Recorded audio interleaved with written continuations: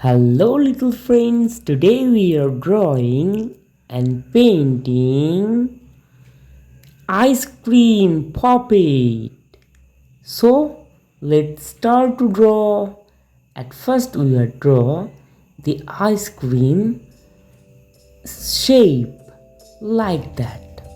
Always remember drawing and painting slowly, otherwise, your drawing will be wrong. Step by step, follow how I am drawing. If you follow those steps, then you are also able to draw. Yes, like that.